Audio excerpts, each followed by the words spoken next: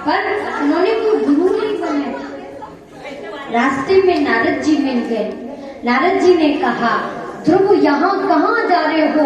यहाँ तो भयानक जंगल है, शेर, सियार, बंदर और भालू रहते, वो तुम्हें खा जाएंगे।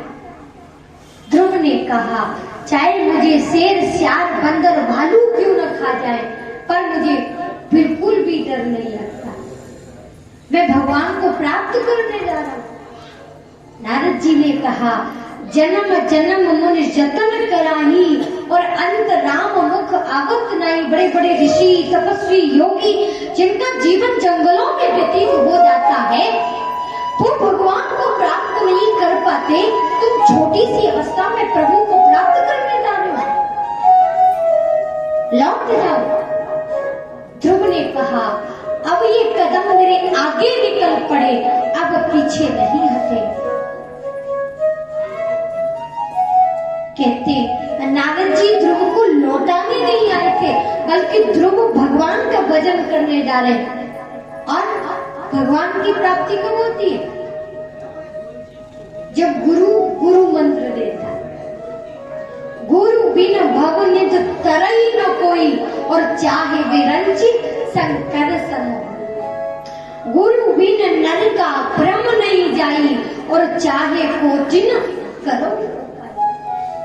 जो ब्रह्म की ग्रंथि है, मोह की गांठ है, उसे गुरु ही खोलता है और कोई नहीं खोल सकता।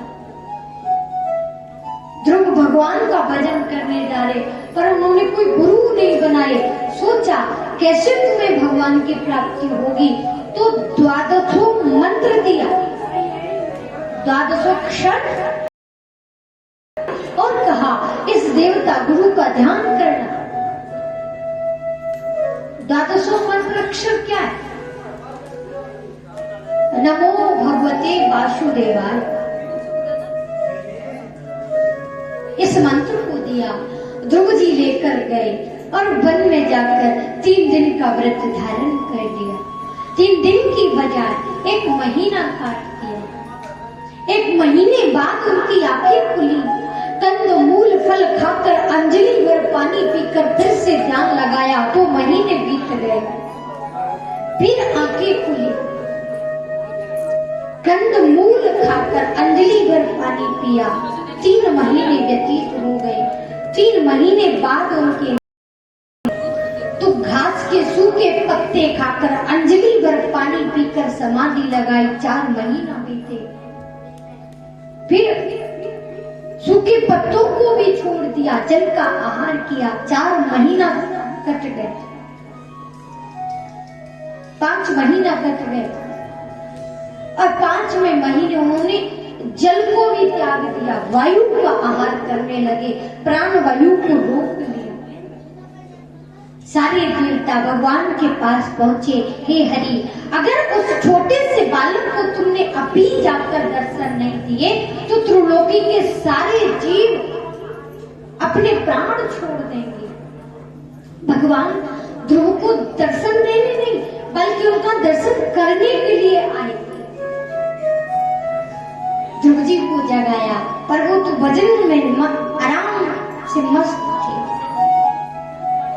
जिस झांकी का साक्षात्कार ध्रुव को हो रहा था, वो झांकी उनके अंदर से खींची। ध्रुव जी व्याकुल हो गए, लेकिन उस झांकी को अपने समक्ष देखकर प्रसन्न हुए। करवज्र निवेदन किया। भगवान ने अपने दिव्य शंख को उनके मुखार बिंदु से लगाया। उनके अंतःकरण की वाणी जागी और वंदन करने लगे।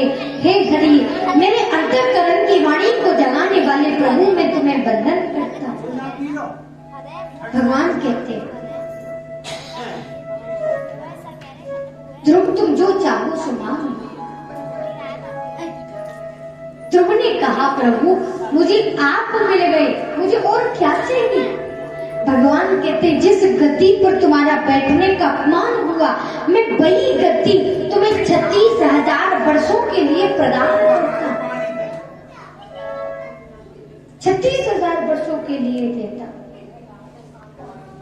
ध्रुव ने कहा, हे हरि, ये गति ही मेरे पास रह जाएगी, मैं तुमको भूल जाऊंगा और ऐसा सुख मुझे नहीं चाहिए। कि जहाँ काम तहाँ राम नहीं और जहाँ राम नहीं काम। तुलसी का बहू न रह सके रवि रजनी बिछा। जहाँ काम तहाँ राम नहीं, जहाँ पर विषय वासनाओं का डेरा है वहाँ भक्ति नहीं रह सकती, और जहाँ भक्ति का निवास है वहाँ विषय वासना नहीं ठहर सकती, कलयुग नहीं रुक सकता। आज ध्रुव को प्रभु का साक्षात्कार मिला। राजा उत्तानपाद को अपने आप पर शर्म आती है कि मैंने अपने नन्हे से पुत्र को जंगलों में जाने दिया। चौथे पन जाए न, चौथे पन में तो जंगल में जाना चाहिए, लेकिन मेरा छोटा सा बेटा जंगल गया और मैं राजगद्दी पर बैठा। ध्रुव को लेके आए, राज तिलक किया। पुत्रवती युवती जग सोई, रघुपति भगत जासु सुत होई। जिस माँ की एक संतान लेकिन वो भी मेरे भगवान के भक्त है, तो वाकई में वो माँ माँ है। कि कै जननी तू भक्त जन और के दाता के सूर, नाही तो रे बाजुरी तू काही गवावे नो। हे माँ, तू ऐसे भक्तों को जन्म दे जो भगवान का दर्शन तुझे करा दे।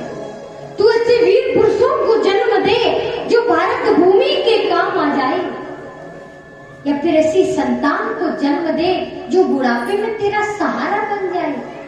और इन तीनों में से अगर कुछ न बन सके तो अपने जीवन को बेकार मत गवा। इससे अच्छा है तू भगवान का भजन कर, और कुछ भी सत्य नहीं।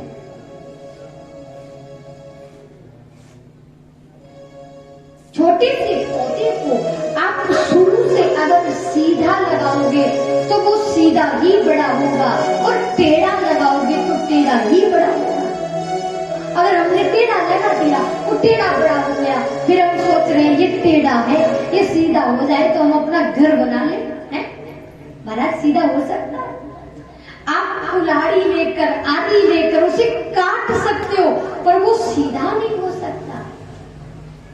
ऐसी कहते हैं जब संतान बड़ी हो जाए तो अब वो आपको उलाहना दे सकती है, लेकिन आपकी बात मान नहीं सकती, आपको बराबर जवाब दे सकती है, प्रत्युत्तर कर सकती है, पर वो मान नहीं सकती, झुक नहीं सकती। आगे प्रियव्रत की कथा। प्रियव्रत जी के लिए भागवत में 2 शब्दों का संबोधन हुआ। एक प्रियव्रत कहते भगवत भक्त को, और दूसरा कहते आत्मा ज्ञानी को।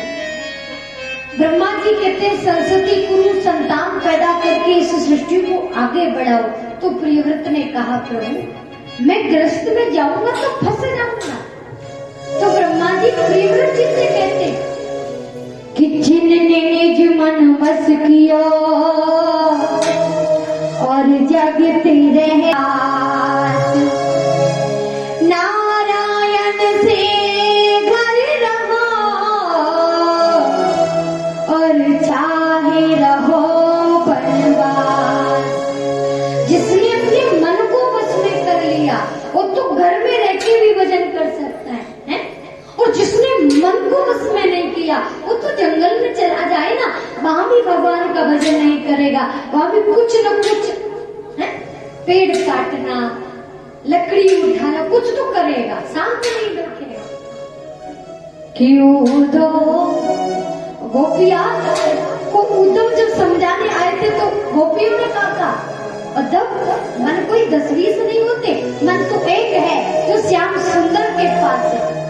ओढ़ो मन नहीं हाथ हमारे, ओढ़ो मन नहीं हाथ हमारे, रथ चढ़ाई हरि संग ले गए, रथ चढ़ाई हरि संग ले गए, रथ चढ़ाए हरि संग ले गए, चढ़ाए हरि संग ले गए, मथुरा नाई सिधारे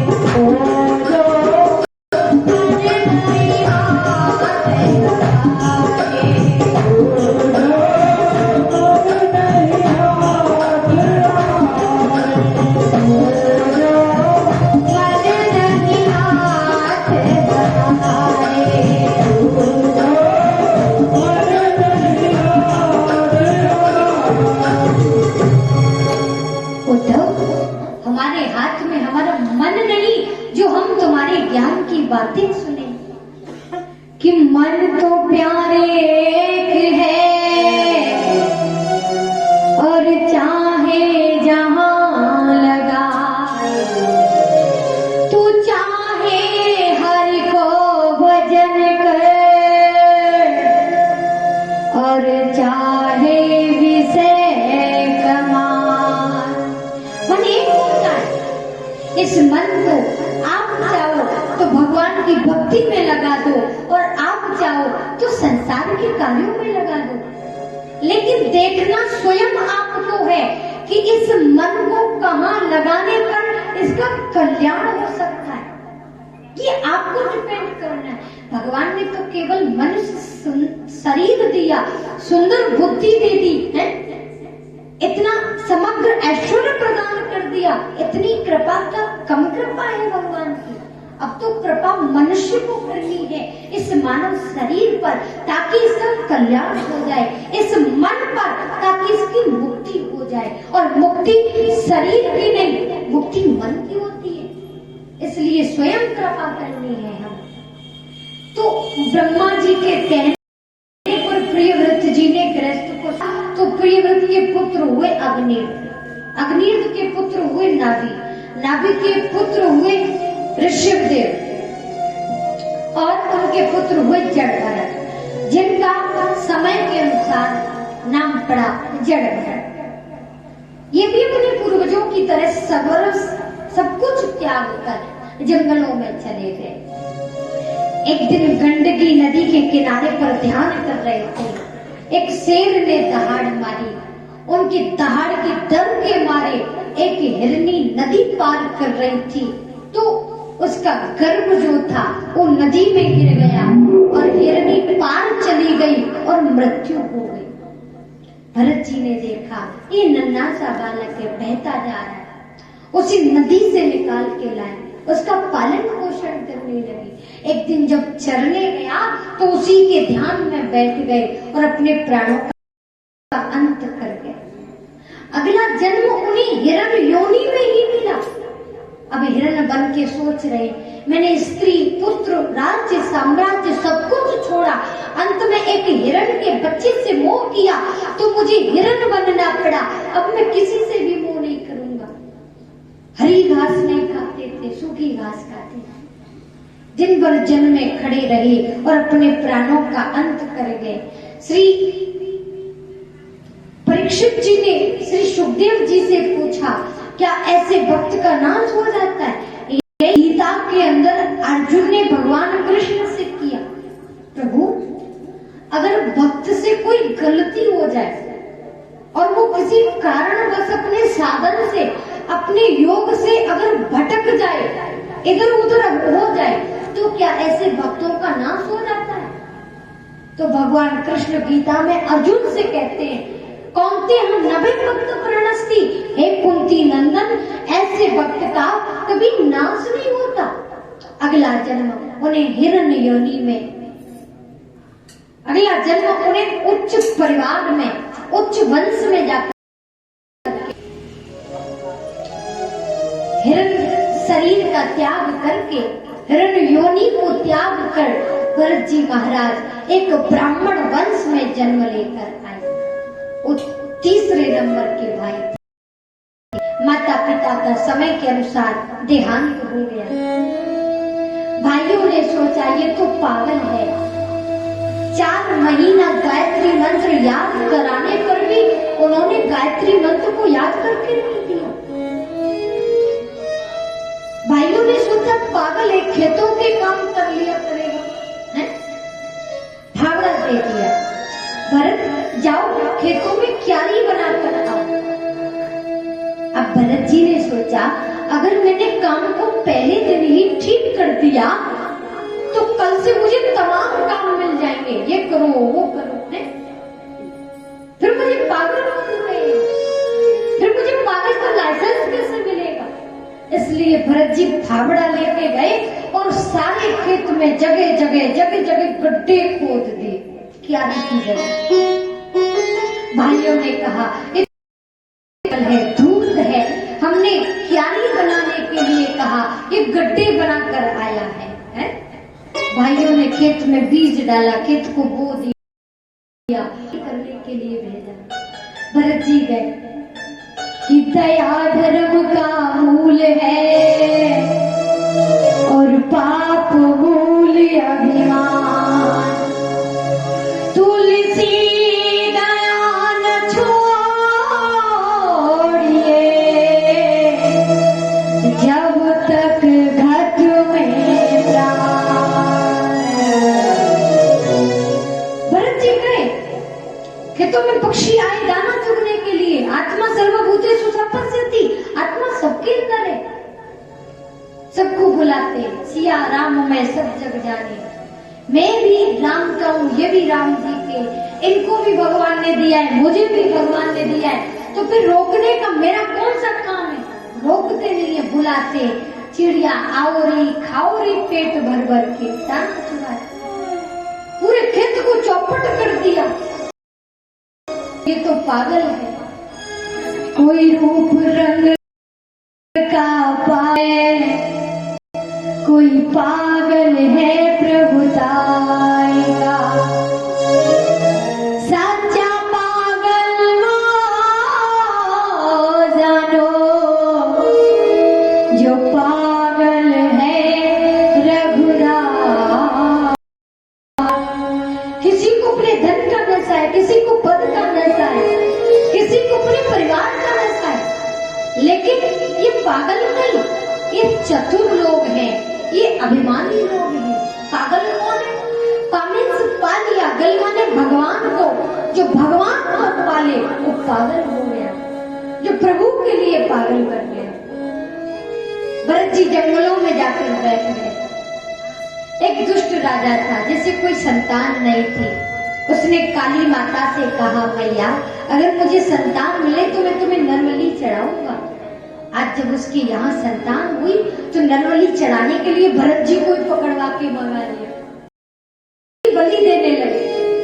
लेकिन रक्षति च विश्वासी, परमात्मा का पूरा भरोसा हो तो जरूर सार्थक होता है। भरत जी को पूर्ण विश्वास था, लेकिन भगवान भी कहते हैं कि सुन सुरेश रघुनाथ स्वभाव और निज अपराध रिसाई न खाऊं। मेरा अपमान चाहे कोई कितना भी कर ले, मुझे कोई टेंशन नहीं होती, पर जो अपराध भगत पे करे, राम रोष पावक जमजरे, जो मेरे भक्त का अपमान करता है उसे मैं कभी भी सहन नहीं कर सकता। भद्रकाली मूर्ति तोड़कर प्रकट हो गई और उस दुष्ट राजा का सर धड़ से अलग। भरत जी महाराज वहां से खड़े होकर जंगलों में आ गए। राजा रघुवन नित्य प्रतिदिन कपिल भगवान के आश्रम पर जाते थे सत्संग करने के लिए। सत्संग करने के लिए जा रहे थे तो रास्ते में एक कहार की जरूरत पड़ गई। भरत जी को उठा करके पालकी में लगा लिया। भरत जी पालकी ढोते जा रहे, पर देखते जा रहे मेरे पैरों से कोई चींटी न कुचल जाए, कोई जीव की हत्या नहीं हो जाए। जैसे कोई चींटी आती, कोई जीव आता, वो उछल जाते।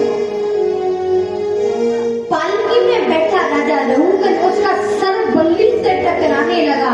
अब तो गाली देता है कि दुष्टो, मैं राजा हूँ, तुम सेवक हो, मैं तुमको दंड दूंगा। ये पालकी हिल क्यों रही है? पहले सेवक थे, कहार थे, वो तो डर गए। सब कहने लगे महाराज हमारी कोई गलती नहीं, अभी जो नया लगाया है वही गड़बड़ी कर रहा है। अब तो रघुवन सीधे भरत को गाली देने लगा, खा पी कर मोटा हो रहा शरीर में बोझा ढोने